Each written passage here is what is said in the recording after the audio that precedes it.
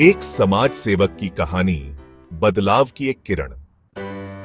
कहते हैं कि अगर इंसान ठान ले तो कुछ भी असंभव नहीं है। आज की ये कहानी एक ऐसे समाज सेवक की है जिसने अकेले ही एक गांव की तस्वीर बदल दी। यह कहानी है अनिल चौधरी की, जो उत्तर प्रदेश के एक छोटे से गांव बिरमपुर में पैदा हुए। बचपन से ही उन्होंने गांव की गरीबी, गंदगी और अशिक्षा को बहुत करीब से देखा था। जब अनिल 12 साल के थे, तब उन्होंने देखा कि उनके पड़ोसी की पत्नी गर्भवती होने के बावजूद समय पर अस्पताल नहीं जा सकी और इलाज के अभाव में उसकी मौत हो गई। उस दिन अनिल के मन में एक सवाल उठा, अनिल, क्या गरीबों की जिंदगी की कोई कीमत नहीं होती? समय बीतता गया। अनिल ने किसी तरह पढ़ाई पूरी की और शहर जाकर सामाजिक कार्य में डिग्री ली। लेकिन डिग्री लेने के बाद उन्होंने शहर में नौकरी नहीं की। वे वापस अपने गांव लौट आए। गांव वालों ने पहले उन्हें हल्के में लिया।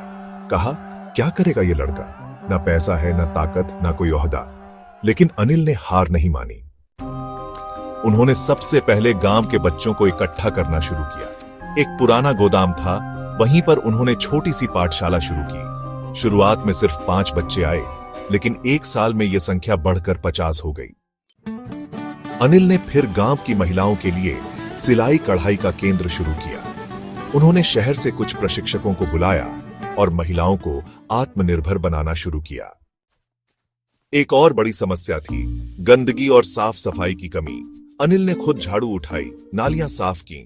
शुरुआत में लोग हंसते थे, लेकिन धीरे धीरे कई नौजवान उनके साथ जुड़ते गए। अनिल ने पंचायत से संपर्क करके गांव में कूड़ेदान लगवाए और बच्चों को स्वच्छता के बारे में सिखाना शुरू किया। धीरे धीरे गांव की तस्वीर बदलने लगी। जहां पहले बच्चे खेतों में काम करते थे, अब स्कूल जाने लगे।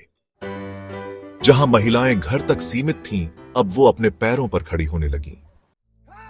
अनिल को कई पुरस्कार मिले, लेकिन उन्होंने कभी शोहरत की परवाह नहीं की। एक इंटरव्यू में जब उनसे पूछा गया, आपने इतना सब कुछ अकेले कैसे किया? अनिल, मैंने कुछ नहीं किया, बस लोगों को उनके भीतर की शक्ति से मिलवाया है। बदलाव वहीं से शुरू होता है। आज बिरमपुर गांव राज्य का एक मॉडल विलेज बन चुका है, और यह सब मुमकिन हुआ सिर्फ एक इंसान की सोच और मेहनत से। अगर अनिल जैसा एक व्यक्ति बदलाव ला सकता है, तो हम सब मिलकर इस देश को नई दिशा क्यों नहीं दे सकते?